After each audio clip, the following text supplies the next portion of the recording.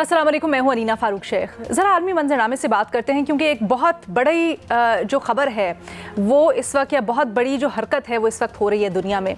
America और Iran के दरमियान जौहरी माहदे पर बातचीत।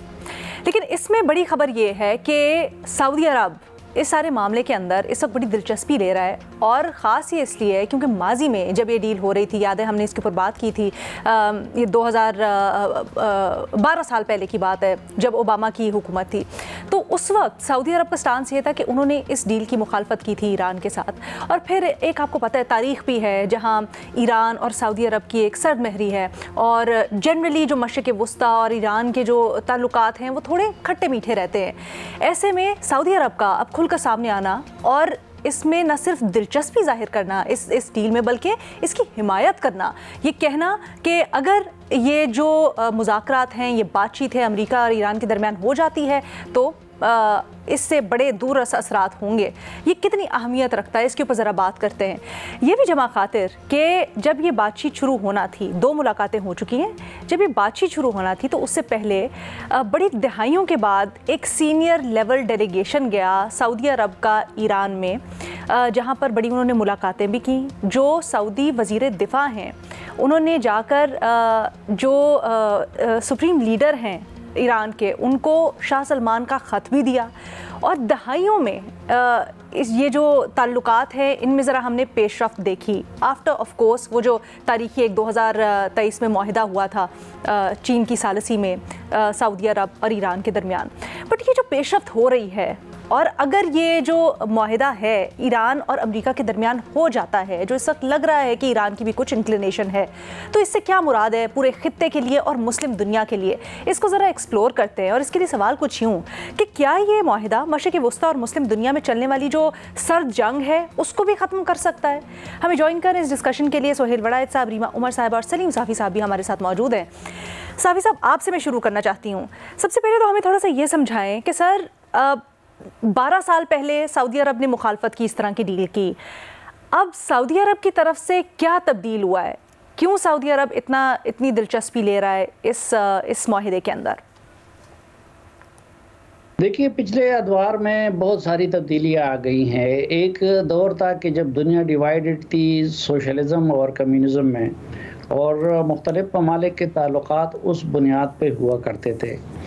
फिर दूसरा, ख़ुसूसन इस्लामी दुनिया के ममालिक में फ़िक़ी बुनियादों पे एक दूसरे के साथ ताल्लुकात रखे जाते थे, और फ़िक़्ह को ख़ुसूसन सऊदी अरब और ईरान के ताल्लुकात में उसका बड़ा असर था। और दूसरा, जो माजी की निस्बत है उस आईने में भी ये ममालिक अपने आप को और मुखालिफ को देखते थे। मसलन पारस और अरब की जो तारीख़ रही है उस आईने में भी देखते थे, और हर एक तुर्क अपनी हिजमनी के लिए कोशिश करते थे, अरब अपनी हिजमनी के लिए करते थे, ईरान पारिस का वारिस होने के नाते उसके लिए कोशिश करते थे। तो उस आईने में और उस एंगल से ये लोग एक दूसरे के साथ ताल्लुकात रखते थे। अब एक तो ट्रम्प से पहले का दौर है, और ट्रम्प से पहले के दौर में ये चीज़ें होती रहीं। इसमें 2 चीज़ें ट्रम्प से पहले हुई हैं। एक तो ये था कि यूएई और कतर, ये बहरैन वगैरह ऐसे ममालिक थे जिन्होंने दुनिया की तरह मामलात को माशी आईने में देखना शुरू कर दिया था, लेकिन सऊदी अरब बदस्तूर माजी से जुड़ा हुआ था। अब मोहम्मद बिन सलमान के बाद सऊदी अरब भी मामलात को फ़िक़्ह या मसलक की या माजी की बुनियाद की बजाय माशी आईने में देख रहा है। और वो ज़ाहिरी बात है कि पहले तो मुसलमानों का लीडर अपने आप को कहलाता था, अब वो इस रीजन गल्फ़ का एक माशी सुपर पावर भी बनना चाहता है। तो दूसरा, जो ट्रम्प आए हैं इस मर्तबा, और ट्रम्प ने जिस तरीके से इक़दामात लेने शुरू कर दिए हैं, तो उसने पूरे दुनिया के ख़ारजा ताल्लुकात के सोच को बिल्कुल हिला दिया है। और अभी वो शेकिंग का अमल अभी तक जारी है, और पता नहीं कि इस शेकिंग के बाद ऊंट किस करवट बैठेगा। तो मेरे ख्याल में ट्रम्प की तरफ से जो नई कोशिशें हो रही हैं या वो दुनिया को जिस तरीके से बनाना चाहते हैं, तो ये मोहम्मद बिन सलमान की तरफ से और सऊदी अरब की तरफ से उसके लिए कोशिश है। और ये एक बात सामने आ गई है कि अब इससे वाज़ेह हो गया है कि सऊदी अरब ईरान को मज़ीद फ़िक़ा और माजी के आईने में नहीं देख रहा है। और हमारी तो दुआ है कि इन दोनों सबसे ज़्यादा अगर किसी दो ममालिक के ताल्लुकात की बेहतरी की हम दुआ मांगते हैं तो वो ईरान और सऊदी अरब के ताल्लुकात है, क्योंकि उनके उस फ़िक़ी जंग की वजह से पाकिस्तान बहुत मुतासर हुआ है। और अगर इनको दोस्ती हो गई तो उसके पाकिस्तान पे भी बेहतर असरात मुरतब होंगे और हमारे यहाँ भी जो फ़िक़ी और मसलक की जंग है उसमें कमी आएगी। सर, तवक्को वैसे आपकी क्या है? क्या ये ख़त्म हो जाएगा? क्या मुआहिदा हो जाएगा और उसके बाद इसका जो इम्पैक्ट आप तवक्को कर रहे हैं वो हासिल हो जाएगा? नहीं, उसका की जो है वो ट्रंप के हाथ में है और ट्रंप के बारे में कोई प्रेडिक्शन नहीं की जा सकती। लेकिन सरेदस्त तो उन्होंने थोड़ा सा दोनों फरीक ये दिखा रहे हैं कि सेंस प्रिवेल कर रहा है, लेकिन ट्रंप का कोई पता नहीं चलता। रीमा, आप इसको किस नज़रिए से देखते हैं? बदलते दुनिया की बदलती पोजीशंस और उसमें अभी हाल ही में जो शिफ्ट हुई है सारे इसराइल तनाज़े के बाद, ईरान की भी और ट्रंप के आने के बाद यूएस की भी, कैसे फिट इन करता है? एंड ऑफ कोर्स हमारा जो ग्रेटर सवाल है उसके ऊपर भी रोशनी डालिएगा। जी शुक्रिया लीना। पहली बात तो ये कि बहुत से लोग तवक्को नहीं कर रहे थे कि ये जो डील है या डायलॉग का प्रोसेस है ये इस मरहले तक भी पहुंचेगा। बहुत ज़्यादा पेसिमिज्म था और एक खदशा ये था कि ये अभी ऊपर से बातें हो रही हैं, लेकिन असल में क्योंकि नेतन्याहू चाहते हैं, ईरान उनके लिए एक बहुत डेंजर एक तरह से पोज करता है। वो चाहते हैं कि इस मोमेंट ऑफ वीकनेस को सीज करके ईरान पे कोई हमला हो या कोई स्ट्राइक्स हो। और ये जो है, ये डायलॉग जो है ये सिर्फ सरसरी तौर पे चलेगा, लेकिन असल में जो ऑब्जेक्टिव है वो वही है। लेकिन अभी तक जो डायलॉग है वो बेहतर, लोगों के बहुत से जो एक्सपेक्टेशंस थे उससे बेहतर जा रहा है। लेकिन फिर भी अभी तक एटलीस्ट आपके पास शायद इंफॉर्मेशन हो कि एग्जैक्ट किन चीज़ों पे डिस्कशंस हो रही हैं। अमेरिका की तरफ से ख़ास तौर पे इसमें हमें ज़्यादा ट्रांसपेरेंसी नहीं नज़र आ रही, बल्कि कुछ कॉन्ट्रडिक्टरी बयानात नज़र आ रहे हैं कि ईरान से उनकी क्या एक्सपेक्टेशंस हैं। तो पहली बात ये कि मैं एटलीस्ट चाहूँगी ज़्यादा ट्रांसपेरेंसी आए कि इवेंचुअली ईरान जो है और अमेरिका ये अग्री कुछ कर भी सकेंगे या नहीं, क्योंकि अभी तो बहुत इनिशियल फेजेस हैं डायलॉग के। पहली बात ये। दूसरा जो एक बहुत अहम चीज़ है वो नेतन्याहू का एब्सेंस है इस पूरे सिनारियो में, क्योंकि ऑब्वियसली उन्हें ये सूट नहीं करता कि अमेरिका और ईरान की कोई भी डील हो, उसमें सऊदी अरेबिया भी एक रोल प्ले करे। तो एक तरह से नेतन्याहू जो है वो बैकफुट पे है इस सिचुएशन में। क्या ये अभी भी आगे फ्यूचर में भी ऐसा ही रहेगा, या इजराइल जो है वो कुछ अमेरिका में जो उनके एलाइज हैं एडमिनिस्ट्रेशन से बाहर, उनके साथ मिलके कुछ इसमें अपना रोल प्ले कर सकेगा? ये भी अभी देखने वाली बात है, क्योंकि इस वक्त ये जो एब्सेंस है इजराइल का इस पूरे मामले में वो काफ़ी कंस्पिक्यूअस है। तीसरी चीज़ है लीना, साफ़ी साहब से मैं बिल्कुल एग्री करती हूँ। मेरा ख्याल है ये बिल्कुल एक नई चीज़ नहीं है ट्रंप के आने के बाद। 2023 से हम ये देख रहे हैं सऊदी अरेबिया में एक बहुत स्ट्राइकिंग चेंज है कि वो किस तरह से अपनी फॉरेन पॉलिसी को, अपनी एक हैसियत सिर्फ खित्ते में नहीं बट ग्लोबली किस तरह देख रहे हैं, और उसमें बिजनेस, कॉमर्स, अपनी इंडस्ट्रीज, अपना इन सब इकोनॉमिक तरह से अपनी एक माइट इस्टेब्लिश करना ज़रूरी समझा जाता है, मुझे ऐसा लगता है देख के। और उसमें ऑफ कोर्स अगर खित्ते में कोई जंग होगी या टेंशन्स मज़ीद बढ़ेंगी तो ये इन इंटरेस्ट्स के हक में नहीं है। तो ओवरऑल इसकी स्टेबिलिटी सऊदी जो एक बिजनेस इंटरेस्ट्स हैं या कमर्शियल इंटरेस्ट्स हैं, इकोनॉमिक इंटरेस्ट हैं, उसको भी सूट करती है। एक और चीज़ ये है कि अब ट्रंप के आने के बाद शायद ये भी सोच है कि अगर आप मज़ीद किसी भी मुल्क को, ईरान बहुत अहम मुल्क है इस खित्ते में, उसको कमज़ोर करते हैं मिलिट्री माइट के ज़रिए से या इवन इकोनॉमिकली, तो आप पूरे खित्ते को कमज़ोर करते हैं। और फिर ना जीत सऊदी अरेबिया की होगी ना जीत ईरान की होगी। इसराइल का बहुत एक रोल है। आप सीरिया में देख लें कि सीरिया में क्या मिला, मुख्तलिफ जो पावर्स हैं उन्हें अपनी जंग की एक तरह से उस तरह जो एक कहते हैं उसको इस्तेमाल करने का। अब जो फायदा हो रहा है वो इसराइल को हो रहा है, कुछ हद तक तुर्की की भी बात आती है कि उसके भी इंटरेस्ट हैं अब सीरिया में। तो ये भी एक चीज़ है कि एक फियर है कि अगर खित्ता मजीद डिस्टेबलाइज होगा तो किसी को फायदा नहीं होगा, बाहर की कुव्वतों को ही फायदा होगा। एक और अहम सवाल इसमें यह है कि हम फ़लस्तीन को किस तरह देखते हैं, क्योंकि इस तरह की डील्स हो जाएंगी, उसमें इजराइल का क्या उस पर क्या अग्रीमेंट होगी। ये एक सऊदी और अमेरिका की जो डील अलग से भी कोई हो रही है, उनकी सिविल न्यूक्लियर जो कैपेसिटी है उसके जरिए, उसमें भी आती है ये बात कि क्या आप अग्री करेंगे कि इसराइल को किस तरह देखना है, क्योंकि फिर ऐसा ना हो कि बाकी सब मिल जाएं और जो फ़लस्तीन है वो बिल्कुल अकेला रह जाए। ये भी एक, वैसे मैं कहती हूँ कि जब हम बात करते हैं इस खित्ते की तो फ़लस्तीन भी उसका एक अहम हिस्सा है और वो बिल्कुल अकेला ना रह जाए, क्योंकि अभी भी कुछ आवाज़ें हम देखते हैं लेकिन ये भी दब ना जाए। तो ये कुछ चीज़ें, but it's too soon to say, क्योंकि कुछ फाइनल डिटेल्स जब सामने आएंगी तभी बात हो सकेगी। बट अभी तक तो this is how I see it, but as someone by the way completely जिसका कोई एरिया ऑफ एक्सपर्टीज नहीं है, बट दुनिया में जो हो रहा है ऑब्वियसली उसको ऑब्जर्व करते हैं, पढ़ते हैं उसके बारे में, बहुत अहम डेवलपमेंट्स हो रही हैं, सिर्फ उस पर्सपेक्टिव से मैं बात करूँ। अच्छा सुहेल साहब, हिस्टोरिकली अगर देखें तो बहुत सारे तहफ़्फ़ुज़ात हैं मिडल ईस्ट कंट्रीज़ को ईरान से।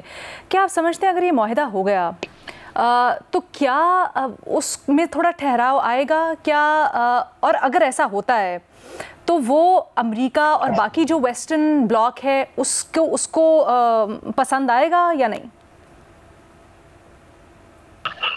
देखें जी, दोनों मेरे जो फाजल कोलीग्स हैं, इन्होंने बड़ी अच्छी बातें की हैं और मुझे इनसे ज़रा बराबर भी इख्तलाफ है। बिल्कुल ठीक कहा इन्होंने, दोनों ने जो नक्शा खींचा है तकरीबन मेरे भी यही ख्यालात हैं।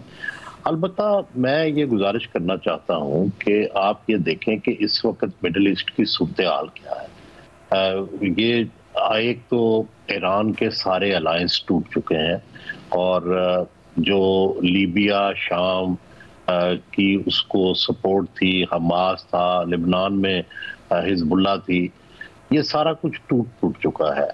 और अब अगला जो मरला है वो यही नजर आता था कि अगर यही जंग जारी रहती है तो ईरान डेफिनेटली मौजूदा रजीम जो है वो डिस्टेबलाइज हो जाती, और चूंकि ईरान के इनकलाब को बहुत अब वक्त गुजर चुका है, डेफिनेटली इतनी लंबा जब वक्फा गुजर जाता है तो फिर अनपॉपुलैरिटी भी आ जाती है और वहाँ तब्दीलियाँ इस तरह की देखी जा रही हैं कि जिसमें वो जो पुरानी जिस तरह से सख्ती थी और जिस तरह से मॉडर्निज्म के खिलाफ एक वहाँ पे गवर्नमेंट की अप्रोच थी, अब वो सख्ती भी कम हुई है और लोगों ने कुछ आज़ादियाँ ले ली हैं और मजीद लेना चाहते हैं। दूसरी तरफ यही हाल सऊदी अरब का भी है कि अगर उस खित्ते में इसी तरह रजीम चेंज होते रहते हैं तो सबसे बड़ा खतरा तो सबसे पहले सऊदीया को था। लेकिन मोहम्मद बिन सलमान ने आके ये किया है कि उन्होंने अपने फॉरेन जो वेस्टर्न अलाइज थे और अमेरिका था उनसे एक स्ट्रॉन्ग रिलेशनशिप बनाया और जो जो उन्हें इस रजीम पे एतराज़ात थे वो उन्होंने ख़त्म करने की कोशिश की। आप देखते हैं कि उन्होंने जो एक फंडो वहाबी स्टेट थी उससे वो आहिस्ता आहिस्ता एक ऐसी स्टेट की जा रहे हैं कि जो लिबरल इस्लामिक स्टेट होगी। तो ये एक बड़ी तब्दीली है। दूसरा, जाहिर है सऊदी अरब को और ईरान को अब दोनों को अपनी अपने जो हुकूमतों हैं उनको खतरात हैं, तो इसलिए मैं ये समझता हूँ कि ये मुआहिदा तो डेफिनेटली ईरान और अमेरिका हो जाएगा। मैं शामी साहब से, अपना साफी साहब से ये समझता हूँ कि चूंकि ये ट्रंप को सूट नहीं करती जंग, तो जंग के अलावा फिर ऑप्शन तो अमन ही है, क्योंकि जंग अगर जंग नहीं करनी और ट्रंप ये तय कर चुका है तो फिर तो उसको अमन ही सूट करता है। दूसरा, इजराइल के डेफिनेटली डिजाइन्स हैं, आगे भी वो ये समझता है कि इस ताकत का असल मंबा ईरान था, तो अगर ईरान को छोड़ दिया तो उनके जो डिजाइन है वो तो खराब होंगे। तो ये मामला बिल्कुल जिसकी तरफ इशारा किया है, ये मामला अभी सेटल नहीं होगा, लेकिन खतरा ये है कि जो सारी इस वक्त मिडिल ईस्टर्न गवर्नमेंट्स हैं कि ये कहीं फलस्तीन के ऊपर कंप्रोमाइज ना कर दें। और दूसरा ये भी अब सवाल इवन पाकिस्तान में उठने शुरू हो गए हैं कि ये जो सारा वेंचर जो हमास ने शुरू किया था और जिसका एंड जो है, जिसका एंड लेबनान में खात्मे से, गजा के अंदर तबाही से और मुसलमानों के बेतहाशा नुकसान से हुआ, हिजबुल्लाह बिल्कुल ही तबाह हो गई। तो ये सारा वेंचर जो है ये क्या था, इसका मकसद क्या था? क्या इसका मकसद, क्या इजराइल को कोई हजीमत थोड़ी सी भी मिली, या इसका जो एंड रिजल्ट है उसमें इजराइल ज्यादा मजबूत हो गया और मुसलमान और फलस्तीनी जो है ये तो बिल्कुल वीकेस्ट पोजीशन पे चले गए हैं, शायद पूरी तारीख में भी इतने वीकेस्ट पोजीशन पे नहीं थे।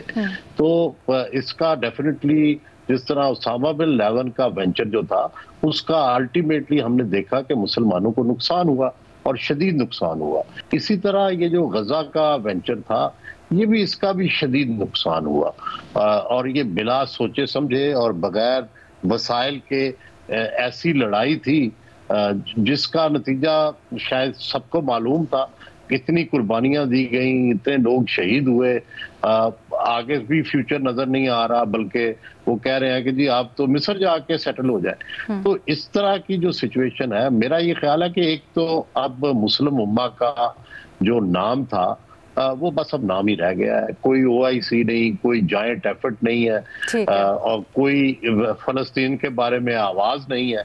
तो ये जो सारा रिजल्ट है इसमें ना ईरान कोई ज्यादा स्टैंड लेने की पोजीशन में होगा, ना सऊदी अरब कोई बड़ा स्टैंड लेने की पोजीशन में होगा, और दूसरी तरफ अमेरिका की भी ये हालत है कि वो जंग अफोर्ड नहीं कर सकता। सिर्फ जंग के लिए एक ही मुल्क तैयार है जिसका नाम इजराइल है, बाकी कोई मुल्क इस पोजीशन में नहीं है। और इजराइल के अंदर भी आप अगर उनकी वहां से जो रिपोर्ट्स आ रही हैं, वहां भी अपोजिशन जो है वो इस जंग के ऊपर फटीग हो गई है और बहुत उसके ऊपर सवालात उठ रहे हैं नेतन्याहू के ऊपर। तो मैं साफी साहब से मुकम्मल इत्तेफाक करता हूँ कि हमारा इंटरेस्ट, पाकिस्तान का इंटरेस्ट यही है कि सारे मिडिल ईस्ट में अमन हो और खासकर ईरान और सऊदी अरब के अंदर अगर कोई मामला तय पा जाए तो हमारे अंदर जो खासकर फिकी लड़ाइयां हैं या फिकी एक कशीदगी चल रही है बड़े अरसे से, उसमें फर्क पड़ेगा, क्योंकि हमारे मुल्क में दोनों है। ठीक है ना सर, ये आप बिल्कुल सही बात कह रहे हैं। गो के रिवायती तौर पे तो ट्रंप के बारे में यही समझा जाता है कि वो एंटी वॉर हैं, लेकिन जब ये मुआहिदा मुज़ाकरात एटलीस्ट मुआहिदे के ऊपर शुरू भी होने वाले थे तो ट्रंप की तरफ से जो बयान आया कि अगर तो ईरान नहीं आता ऑन बोर्ड या मुआहिदे के लिए नहीं राज़ी होता है, बातचीत आगे नहीं बढ़ती तो हम तैयार हैं जंग के लिए, गोलाबारी होगी, इस टाइप के बड़े जारहाना स्टेटमेंट्स आ रही थी। साफ़ी साहब थोड़ा सा ये कहिएगा, एक तो ये भी कि क्या वाकई में इस वक्त जो US है वो इस डील के लिए संजीदा है और वो किसी भी तरह से ईरान को बिठाएगा और उनसे चाहेगा कि मुआहिदा हो, या फिर ईरान कितना ज़्यादा आमादा है आपके ख्याल में? दूसरा, सऊदी अरब की भी थोड़ी सी पोजीशन बताइएगा, क्योंकि माजी में तो हम ये बयान सुनते रहे और बड़े खुले अल्फाज में सऊदीया ने कहा था कि अगर ईरान के पास कोई न्यूक्लियर वेपन आता है तो फिर हम भी कोई न्यूक्लियर डिटरेंट की तरफ सोचेंगे या हासिल करेंगे। क्या वो इस बयान से अब दस्तबरदार हो गया है कि ऐसा नहीं होगा इस बार अगर मुआहिदा हो जाता है तो? देखिए, ईरान को मुख्तलिफ कार्रवाइयों के ज़रिए काफ़ी कमज़ोर भी कर दिया है अमेरिका ने, पासदारान इनकलाब के सरबराह को निशाना बना के, इसी तरह बाकी कार्रवाइयाँ करके, और ख़ुद जो पहले प्रॉक्सी उनकी सिर्फ हिजबुल्लाह थी और उसके बाद हमास भी थी, तो उन दोनों को भी इस दौरान अमेरिका ने इज़राइल ने बहुत ज़्यादा कमज़ोर कर दिया है। मुख्तलिफ कार्रवाइयाँ करके वो पेजर में बम रखने के पेजर्स के ज़रिए उनको कत्ल करने से लेके उन पे बमबारियों तक। लेकिन अमेरिका की जो दिलचस्पी है ईरान के साथ मामलात में, वो दो चीज़ों पे मुनहसर है। एक ये कि ईरान ख़तरा ना रहे इसराइल के लिए, और दूसरा ये कि ईरान एटमी हथियार ना बनाए। तो इन दो चीज़ों पे अब बड़ी हद तक ईरान इजराइल के लिए तो मेरे ख्याल में बहुत ज़्यादा ख़तरा नहीं रहा, लेकिन जो एटमी प्रोग्राम है और उस पे वो तब सौदाबाजी करेगा कि जब उसको तहफ़्फ़ुज़ की ज़मानत मिले। और उन डिस्प्यूट्स के होते हुए जो पहले थे हिज़्बुल्लाह और अभी भी है हिज़्बुल्लाह और ईरान के, फिर शाम की सूरत हाल, बाकी सूरत हाल, अगर ईरान उस हवाले से अपने आप को अदम तहफ़्फ़ुज़ का शिकार समझे और अमेरिका की तरफ से उसको हमलों की धमकियाँ मिलते रहे, तो वो फिर इतनी आसानी के साथ अपने एटमी प्रोग्राम से दस्तबरदार नहीं होगा। और दूसरा ये भी है कि अरब ममालिक माजी में ये था कि जो फ़लस्तीन का केस था उसका अलमबरदार भी सऊदी अरब था, लेकिन उसके साथ साथ इज़राइल और सऊदी अरब दोनों की ये कोशिश होती थी कि अमेरिका किसी तरीके से ईरान पे हमला करे या ईरान को दबा के रखे। अब सऊदी अरब उस फहरिस्त से निकल गया है और उससे पहले इज़राइल के साथ भी मामलात उसके बेहतर हो रहे थे। यूएई ने तो इज़राइल को तस्लीम कर लिया और लोग हमास की इस कार्रवाई के पीछे एक इल्लत ये भी समझते हैं कि शायद उसकी वजह से वो चाहते थे कि मज़ीद ये जो ईरान और अरब ममालिक की दोस्तियां हैं ये मज़ीद दुश्मनियां मज़ीद दोस्ती में ना बदले। लेकिन अभी देखना ये है कि इज़राइल को इन दो चीज़ों की ज़मानत मिलती है या नहीं मिलती है। ट्रंप में अनप्रिडिक्टेबल है, लेकिन ट्रंप में ये भी एक आदत है कि वो एक्सट्रीम की धमकी दे देते हैं या एक्सट्रीम का शुरू में स्टेप उठा लेते हैं, बाद में फिर रियलिस्टिक बन जाते हैं। एक कारोबारी मिजाज शायद अभी तक हुक्मरानी में भी नज़र आ रहा है। आप ये भी तो थोड़ा हमें जी सर हमें थोड़ा ये भी तो बताएं ना, ये जो डील है बड़ा हश हश इसको रखा गया है, ज़्यादा कुछ इसके अभी क्या किन खदोखाल पे बात होगी, क्या ऑफ़र किया जा रहा है ईरान को, ईरान किन चीज़ों के ऊपर तैयार होगा, क्या इसके बारे में हमें कोई तफसीलात हैं?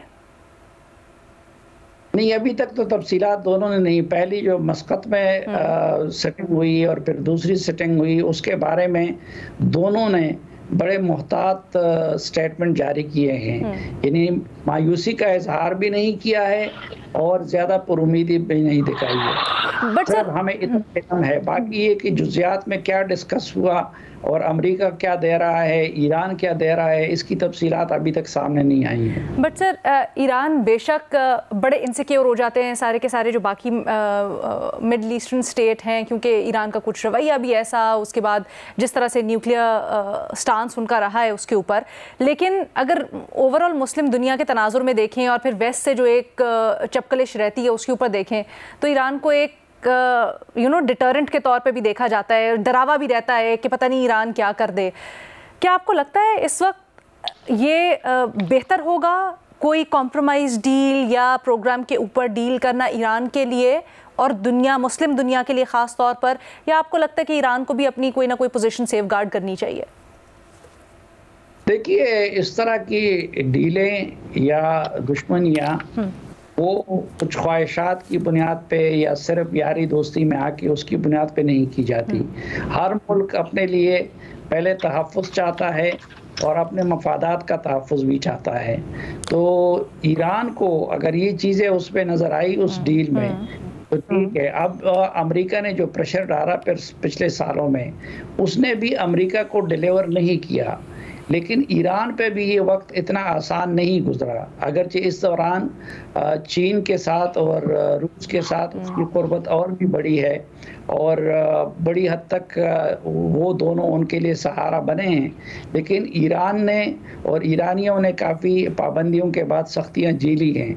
लेकिन ज़ाहिरी बात है कि अमेरिका भी इस तरीके से अपने मकसद को हासिल नहीं कर सका है, तो इसलिए अमेरिकियों से भी ये तवक्को की जाती है कि वो कोई मुतबादिल हल पे सोचेंगे। ठीक है। अच्छा रीमा, आपका क्या अंदाज़ा है अगर डील हो जाती है तो क्या मिडल ईस्टर्न स्टेट्स अपने आप को ज़्यादा सिक्योर फील करेंगी, ज़्यादा महफूज फील करेंगी, और उसके बाद जो एक खुलकर डिप्लोमेटिक चैनल्स हैं उनके ऊपर काम हो सकेगा, सिफारती ताल्लुकात बहाल हो सकेंगे ईरान के साथ और जनरली मुस्लिम दुनिया के अंदर, या नहीं?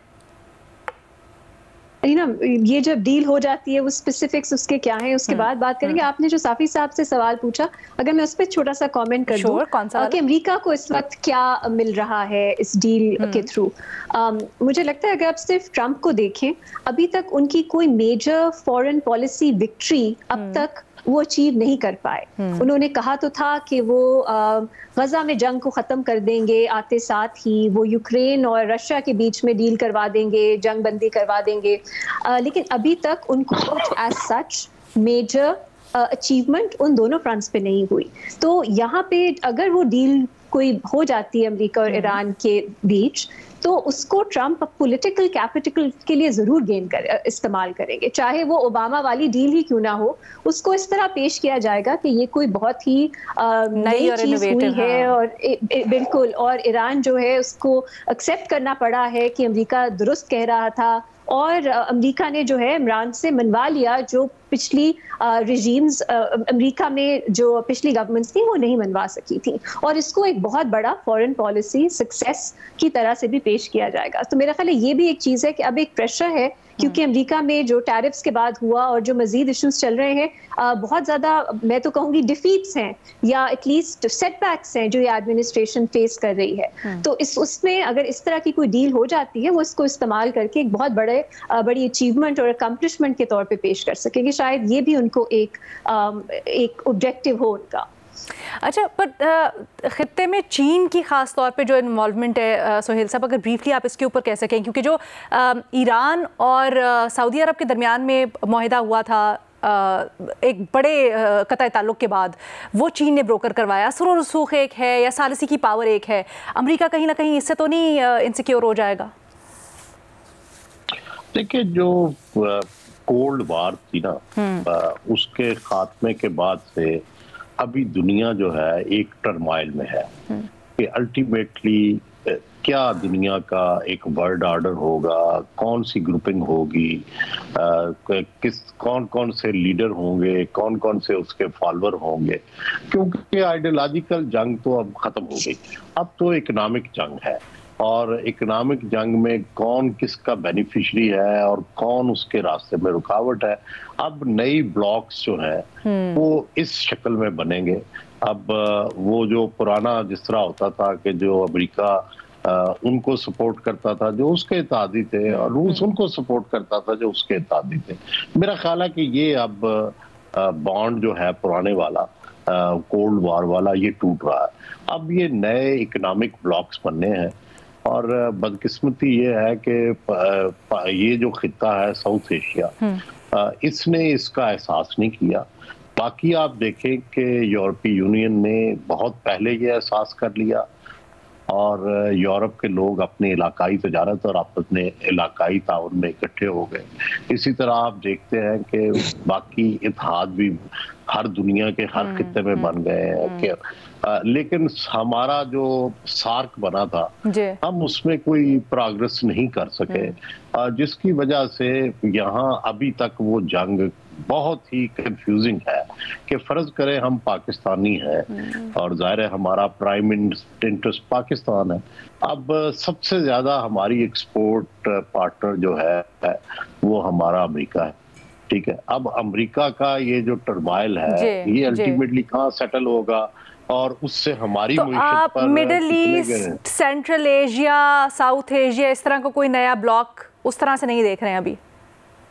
नहीं, मैं ये देख रहा हूँ कि सिर्फ हमारा खित्ता जो है ना ये सबसे इस लिहाज से पीछे रह गया। आप देखें कि अफगानिस्तान के साथ हमारे क्या हालात है, हमारे ईरान के साथ क्या हालात है, कोई ट्रेड नहीं, कोई रिलेशनशिप नहीं। इंडिया के साथ हम वैसे फंसे हुए हैं। एक चाइना है, और चाइना में भी यकतरफा है कि चाइना की इंडिया के साथ एक्सपोर्ट इंपोर्ट देखें और पाकिस्तान के साथ देखें, दोस्ती हमारी है और एक्सपोर्ट इंपोर्ट। अच्छा, ये बड़ा इंटरेस्टिंग भी है क्योंकि सीपैक, चाइना के इन्वॉल्वमेंट, ईरान के साथ भी चाह बहार के ऊपर चाइना की इन्वॉल्वमेंट। सलीम साफी साहब भी कुछ ऐड करना चाहें? साफी साहब आप बताइएगा, ये जो पूरा का पूरा खित्ता है ये अगर पेशरफ्त होती है, सेंट्रल एशिया, साउथ एशिया और मिडल ईस्ट, इसके लिए कुछ नया ब्लॉक आप देख रहे हैं? देखिए, सुहैर साहब ने बड़ी अच्छी बात कह दी कि बदकिस्मती से पूरी दुनिया ने तो इन हालात को पहले से वो इसके बारे में फ़िक्र की थी और इसके मुताबिक अपने आप को रीशेप किया, लेकिन हमने और इंडिया ने ऐसा नहीं किया। हमारी जो तलखियाँ थी वो अपनी जगह पे बरकरार थी और हमारा चीन के साथ दोस्ती में भी, अमेरिका के साथ दोस्ती में भी, हम उसमें भी मुकाबला करते हैं। आज आप देखें कि नरेंद्र मोदी जो है वो सऊदी अरब पहुंचे हैं, तो हमारे इन दोस्तों को भी हमने मखमसे में डाल दिया है, क्योंकि सऊदी अरब ये समझता है कि हम करीब जाते हैं पाकिस्तान के तो एक ख़ास हद से ज़्यादा अगर जाएंगे तो इंडिया नाराज़ होगा, इंडिया के करीब जाएंगे तो वो नाराज़ होगा। इसी तरह जो चीन का मामला है, हम पाकिस्तान के लिए एक और मखमसा है। पाकिस्तान ने पिछले कुछ अरसे में और ख़ुसूसन सीपेक के कंटेक्स्ट में अपने आप को डिपेंडेंट कर दिया है चाइना पे, और अमेरिका में एक चीज़ पे इत्तेफाक है, कंटेनमेंट ऑफ चाइना। लेकिन अब उस कंटेनमेंट ऑफ चाइना में क्या अमेरिका हमारे सामने भी ये शर्त रखता है कि आप इस मामले में हमारा साथ दे या ना दे? ये दुनिया की जो रीशेपिंग हो रही है, इसकी बात के खदोखाल तो अभी वाजे नहीं है कि मिडिल ईस्ट होगा, वो शेकिंग का अमल जारी है। लेकिन एक चीज़ जो क्लियर है वो चीन और अमेरिका का इकोनॉमिक वॉर है, जो अभी पहले से शुरू था, लेकिन अभी ट्रम्प अब एक नए लेवल पर आ गया है वो टैरिफ्स के बाद। ठीक है, एक ब्रेक लेनी है हमने, ब्रेक के बाद वापस आएंगे और फिर आपके सवाल। Welcome back. आपके भेजे गए सवाल प्रोग्राम में शामिल करते हैं।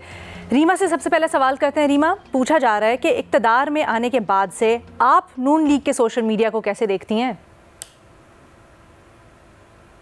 अलीना, बहुत अरसा पीटीआई का सोशल मीडिया चर्चा में रहा। बहुत उस पर तनकीद भी होती थी कि सेक्सिस्ट हैं, गालम गलोच करते हैं, बहुत अस वर्सेस देम नैरेटिव बनाते हैं। लेकिन मुझे अब ज़्यादा कुछ फ़र्क नहीं लगता नून लीग के जो सोशल मीडिया पे सपोर्ट है और जो पीटीआई की सपोर्ट है उसमें। कुछ शायद अभी भी डिफरेंसेस हो, लेकिन बाय एंड लार्ज मुझे तो अब एक जैसा ही लगता है। और उसके पीछे एक बुनियादी वजह है ये जो गरूर आ जाता है आप में जब आप इस्टेब्लिशमेंट आपके साथ हो। इमरान खान साहब के वक्त हम कहते थे 1 पेज चल रहा है, अब सुनने में आया है, लोग बात करते हैं कि 2 जिस्म एक जान, जान एक ही है इस्टेब्लिशमेंट और नून लीग जो हुकूमत में है उसकी, और चाहे जिस्म 2 हो।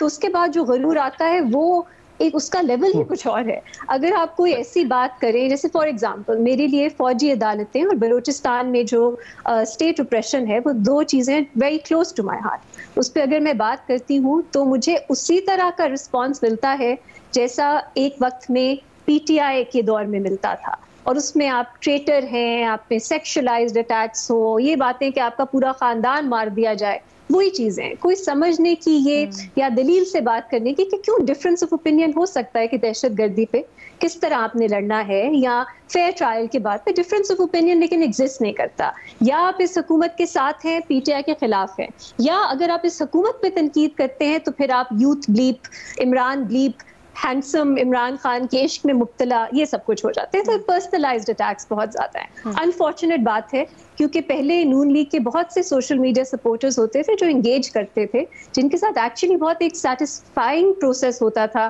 बातचीत का सोशल मीडिया पे।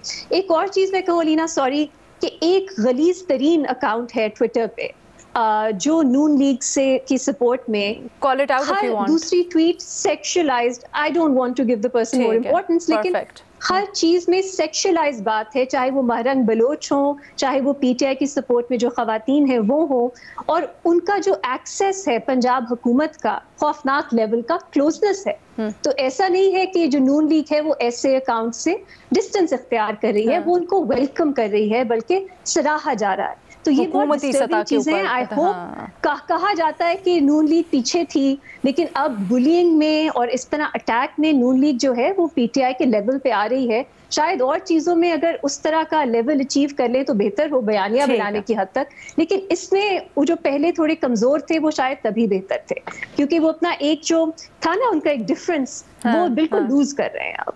ठीक है, thank you so much Reema. अच्छा जी, सुहेल वड़ायत साहब से सवाल करते हैं। सुहेल साहब, आपके लिए सवाल है कि जेयूआई ने तहरीक इंसाफ के साथ किसी भी किस्म के इत्तेहाद से इनकार कर दिया है। मौलाना फजलुर रहमान का पीटीआई से मुकम्मल लाताल्लुकी का फैसला मुल्की सियासत में क्या नया मोड़ लाएगा? देखिए, मैं तो पहले दिन से मेरा ये स्टांस है कि ये इत्तेहाद उस वक्त तक नहीं हो सकता जब तक ये तय ना हो कि अगर तहरीक चलेगी और उसके नतीजे में कोई तब्दीली आती है या इलेक्शन आता है तो JUI और PTI तो असल में खैबर पख्तूनख्वा उनका मैदान जंग है। उसमें क्या सिचुएशन होगी? वो तो आपस में एक दूसरे के राइवल है। गंडापुर साहब जो है वो मौलाना फजलुर रहमान के मुकाबले में इलेक्शन लड़ते हैं। तो जब तक ये तय ना होता, और जाहिर है इसमें मौलाना फजलुर रहमान इस वक्त PTI की अक्सरियत है, वहाँ वो अपना हिस्सा मांगेंगे, वो अगली हुकूमत के बारे में तय करेंगे कि उसमें उनका क्या हिस्सा है। अगर ये नहीं होता तो ये इत्तेहाद नहीं होना था। दूसरा, मौलाना फजलुर रहमान जो है वो बड़े बहादुर आदमी है। उन पर इस वक्त आप देखें ना कि वो आइन के साथ लगे हुए हैं, लेकिन उनको हर वक्त खतरा है तालिबान से, जो कि आइन पाकिस्तान को मानते नहीं और वो समझते हैं कि ये हमारी फिका के लीडर हैं और ये हमारी फिक्र को नहीं मानते, जो जहादी फिक्र है और जो हुकूमत से लड़ाई की फिक्र है। दूसरी तरफ उनको PTI से खतरा है कि भाई आज तहरीक चलाते हैं, कल PTI हमें सीटें ना दे, कल हमें हिस्सा ना दे, तो फिर क्या बनेगा। तीसरी तरफ उनका इस वक्त जो मुक्तदर हल्के हैं और हुकूमत है, उनसे भी कभी दोस्ती हो जाती है, कभी लड़ाई हो जाती है। तो फिलहाल तो वो बड़े अच्छे तरीके से तीनों से निपट रहे हैं और अपनी एक पोजीशन उन्होंने इंडिपेंडेंट रखी हुई है। और दूसरा, वो ये भी शायद नहीं चाहते होंगे कि PTI के साथ मिलके मुक्तदरा की जो मेहरबानियां PTI पे हैं वो उन पे ना शुरू हो जाए। तो वो इस बात से भी वो क्यों खाएं वो मेहरबानियां जो PTI खा रही है। तो ये वो सारी चीजें हैं जिसकी वजह से शायद उन्होंने बड़ी सेफ इनिंग खेली है कि जमात इस्लामी के साथ इत्तेहाद बना लिया। बट आपको लगता है कि इससे PTI का नुकसान हुआ है, बड़ा नुकसान हुआ है क्या? देखिए, PTI का एक लालच था कि PTI के पास स्ट्रीट पावर खत्म हो चुकी और उसका ख्याल था कि हम मौलाना फजलुर रहमान के जो रिलीजियस मदरसे हैं और जो उनकी सपोर्ट है उसके जरिए हम कम बैक करें। और मौलाना फजलुर रहमान को भी पता है कि मेरा ये कंधा इस्तेमाल करना चाहते हैं, क्योंकि वोट पावर तो PTI के पास है, स्ट्रीट पावर मुक्तदरा ने खत्म करके रख दी है। तो अब उनको जरूरत है कि अगर वो कन्फ्रंटेशन की पॉलिसी ही चलाना चाहते हैं तो उनको किसी स्ट्रीट पावर की जरूरत है ताकि उनके कंधे पे चढ़ के वो दोबारा सड़कों को गर्म कर सके। तो मौलाना फजलुर रहमान ने वो कंधा देने से इनकार कर दिया। बिल्कुल सही। Thank you so much Sohail साहब। एक छोटी सी ब्रेक लेनी है हमने, यहाँ पे वापस आएंगे, सलीम साफी साहब से सवाल करेंगे। Welcome back. साफी साहब, आपके लिए सवाल भेजा गया है कि PDM दौरे हुकूमत में नैब कवानीन में की गई तरमीम के बाद इदारे की कारकर्दगी में वाज़ेह कमी आई है। क्या नैब तरामीम ने करप्शन के खिलाफ एहतसाब को नाकाम बना दिया है? स्टैट्स कुछ शेयर हो रहे हैं जी। 1146 इंक्वायरीज में से सिर्फ 372 केसेस की तहकीकात हुई हैं। देखिए, ये एहतसाब ब्यूरो जब से बना है उस वक्त से ये एहतसाब के लिए नहीं बना है, बल्कि ये पॉलिटिकल विक्टिमाइजेशन के लिए बना था। पहले जब नवाज शरीफ साहब ने बनाया था, सैफ रहमान साहब का, वो पॉलिटिकल विक्टिमाइजेशन के लिए था। उनके दौर में आपने देखा था कि पीपल्स पार्टी के लोग पकड़े जाते थे और उनके केसेस बनाए जाते थे, लेकिन मुस्लिम लीग नून का कोई केस नहीं बनता था। उसके बाद फिर जब जनरल परवेज़ मुशर्रफ आए तो उन्होंने उसको एक तो मज़ीद ड्रैकोनियन बना दिया और उन्होंने भी पूरे दौर में इसको पॉलिटिकल मैनेजमेंट के लिए इस्तेमाल किया। फिर ये जो जब से हाइब्रिड निज़ाम आया है तो हाइब्रिड निज़ाम के बाद तो पूरी क़ुव्वत के साथ इसको पॉलिटिकल मैनेजमेंट के लिए इस्तेमाल किया गया। और ये जो जावेद इकबाल साहब का दौर था वो इसका तारीख तरीन दौर था। और उसमें आप देखें कि मुस्लिम लीग नून के बड़े लीडरों में जब शायद खाकान अब्बासी हो गए, उस वक़्त के जो मुस्लिम लीग के लीडर थे, शहबाज शरीफ हो गए, उनके बच्चे हो गए, इसी तरह मुस्लिम लीग की लीडरशिप में सरकर्दा लोग जितने भी थे या जो भी बोलता था, साद रफ़ीक हो, उसका भाई हो, कोई और हो, तो उसको अंदर किया जाता था। अब जब एक तो नैब कवानीन में तब्दीलियां जो की गई हैं, उसके बाद नैब के पास वो इख्तियारात नहीं है जो पिछले नैब के थे।